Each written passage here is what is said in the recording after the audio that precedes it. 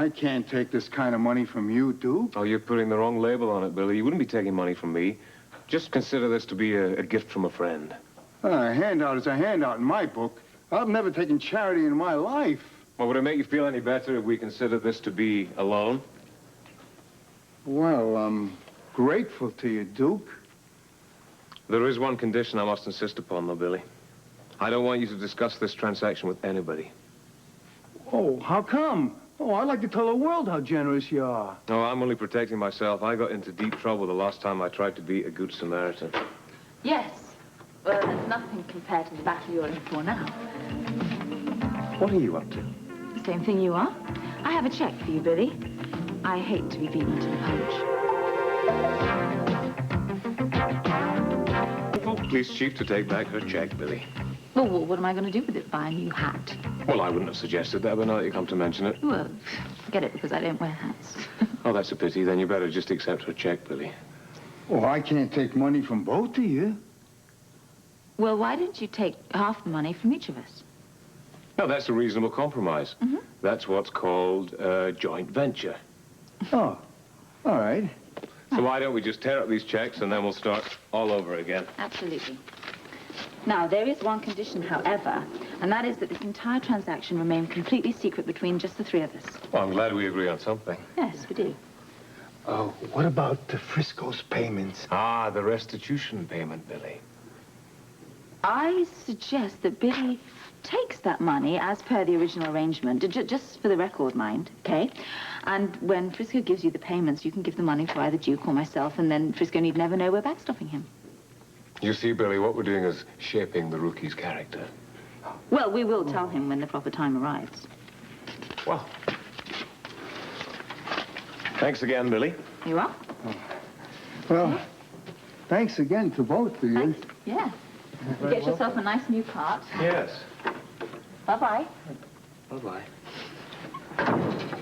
We're going to have to stop tripping each other up like this. Oh, why? If we stop this, then I'll never get to see enough of you. I do take it you are serious about keeping this whole thing under wraps. Absolutely. I don't like to advertise my private business. Well, neither do I. I'm not even comfortable about you knowing what I do. Oh.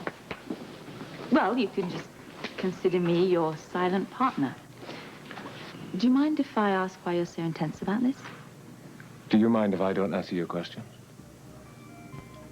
Drop the subject. Yeah.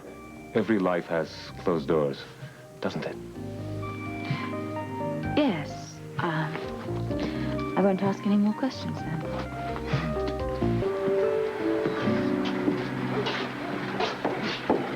Hi, Sean. Hey, I'll see you later. Playing cookie from the office. Yeah? I might say the same thing about you. By the way, how was your lunch yesterday? My lunch? Yes, last seen yesterday, Anna Devane was being scooted off the docks by Duke Lavery. It was very nice. Oh, I'm glad to hear it. Yeah. Well, I'm sorry that I had to leave you so abruptly. I'm sure it was worth it.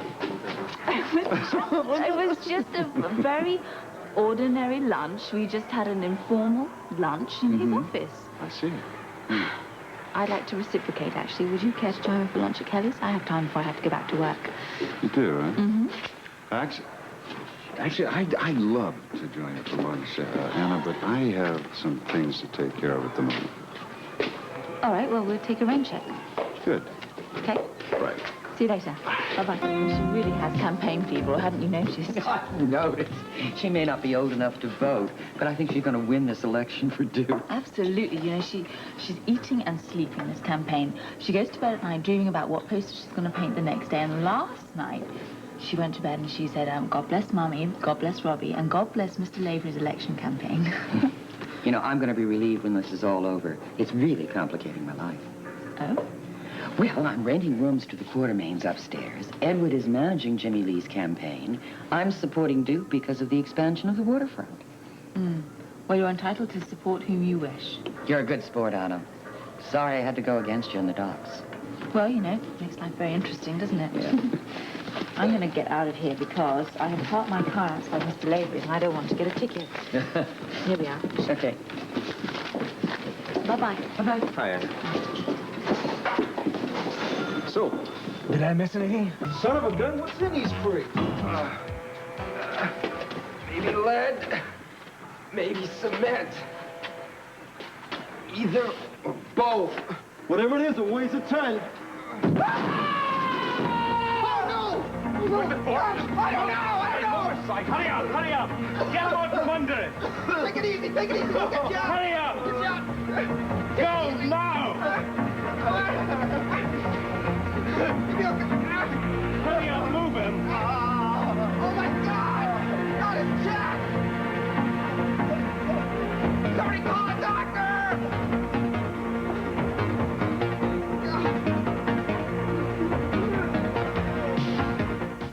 Thanks for getting here so fast, Dad. Anna Devane had the hospital radio us in the van directly. Luckily, we were only a few blocks away. Come on, go.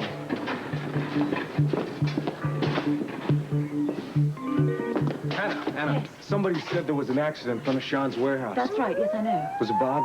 Was he the guy that was hurt? I don't know who was hurt, Jimmy Lee. Okay, look, I gotta find out.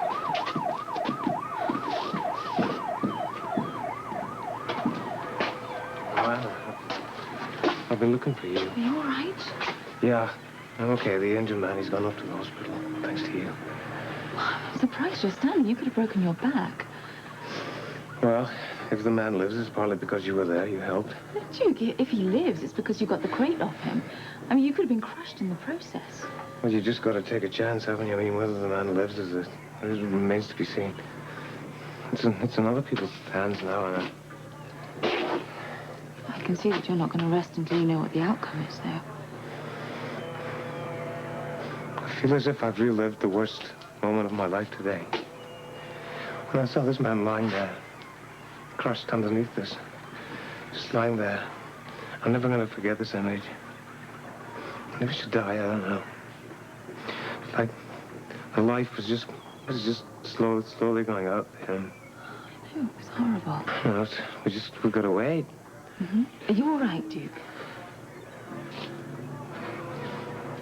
Would you wait with me? Yes, of course I will, if it'll help. I would. All right. But I'm not going to be good company, though.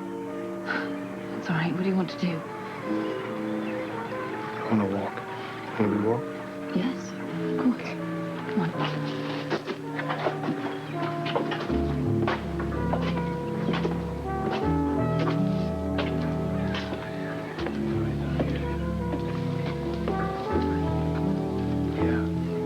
What is it?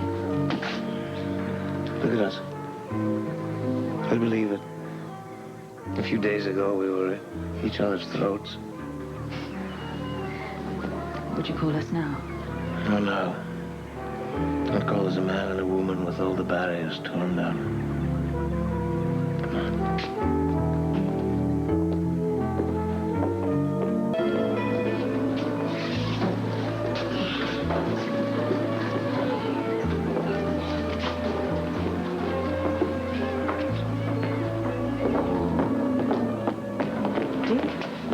I just spoke to Monica Quartermain. The man you rescued on the docks is fine. He has no damage to his heart. It's a miracle, really. I guess, yeah, but miracles don't often happen when you need them, do they? No. This accident really brought back some bad memories for you, didn't it? Yeah, they're not good. Not good, no. Do you want to talk about them? I don't think talking will do any good. You know, what's done is done, Alice. Well, I mean, if these guilty feelings about the past, I mean, good Lord, I could write a book on that. And it does help to talk about it. It really does. Today I relived one of the worst moments of my life. My father was a dock worker. First in Glasgow, then in Liverpool. Liverpool. That's where it happened. I was 12 years old. I was playing hooky from school. I wanted to go down there, you know, see him at work. Yeah, go on. What you saw today was nothing compared to what happened to my father. By the time I got there, he was lying on the ground. He was crushed like an animal. There were crates on top of him and barrels. A container had broken loose and had fallen on him. All hell had broke loose. There was a whole gang of men trying to free him from her, but it was no use. I just stood there. Ugh, I was helpless. Duke. I couldn't move. I couldn't do anything. And I hated myself. Well, they got mad. There was nothing they could do. It was like... Was he dead? No.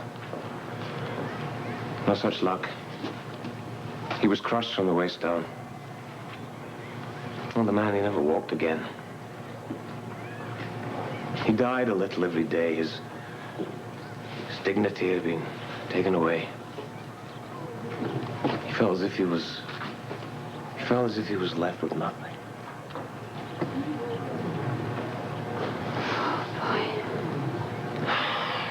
It's a heavy load for a 12-year-old boy to carry. Well, I grew up fast. I quit school. And I took a few odd jobs. Because we needed the money. And then when I was 16, I got a job on the docks. Following in your father's footsteps. No. I was determined not to. I swore from the very beginning I would get out of there as soon as I could. I understand. What do you understand? No, well, I understand why you keep finding ways to help dock workers. That's conscience money, Anna. That's all that is conscience money. I'm really sorry now that I accused you of buying votes.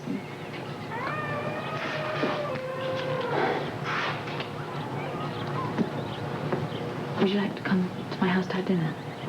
I'm sure Robin and Philomena would love to see you, and we can keep in touch with the hospital from there. What about you? You want to see me? Yes. You have a way about you, Anna. I've never even told my best friends about my father.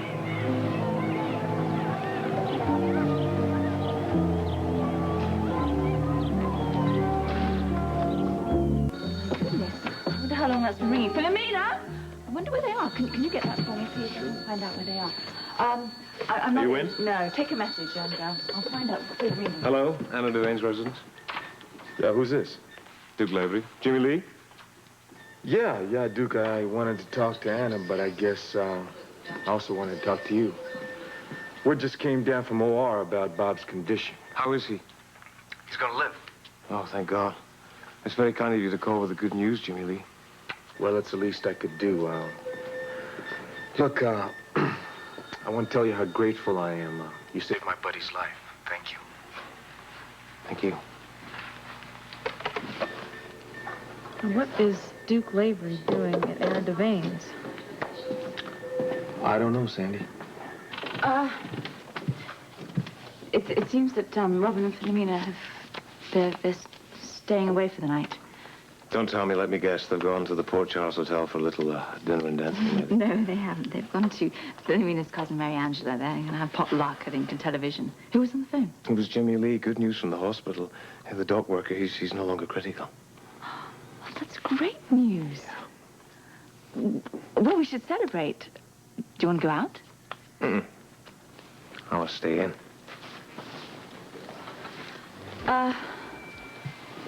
Well, I suppose I could cook up something light in the kitchen. Yeah, the lighter the better, though. I don't want you spending the whole night in the kitchen. Well, if Philomena were here, you know, she'd cook up a storm. I could make that much. Don't worry. I think you and I will manage just fine.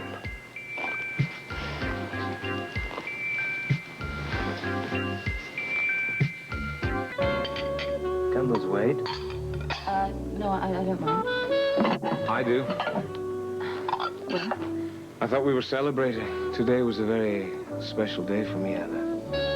Yes. It was wonderful the way you saved that man's life. Oh, I'm not talking about being a good Samaritan. I'm talking about You and me. Would you like some more wine? No, thank you. I'm quite content. Don't ask me why. Oh, why? Today was a milestone for me. I managed to talk about my demons for the first time in my life. All those memories, they've been chasing me ever since I was a child. You're very quiet. What is going on in your mind at the moment? I was just thinking that I'm glad. I mean, I wish I'd known about all of these things from the beginning. How true, we might have saved some time, but just think about all the fun we would have missed. That's one way of looking at it, yes. And I wouldn't have missed all our fights for anything. It might be quite dull, actually, understanding each other. Maybe, but I'll take a chance. What is that? Is that a burglar alarm? No. I'm on call 24 hours. Well, what does this mean? Does this mean you're leaving? Yes, it does. It'll mean it's an emergency. This is frustrating. You know? This is Yes. very, very frustrating, Anna. I know. I'm really sorry, but I have to call now. Oh, wow. Good I'm night, sorry. Anna Devane. And, thank you.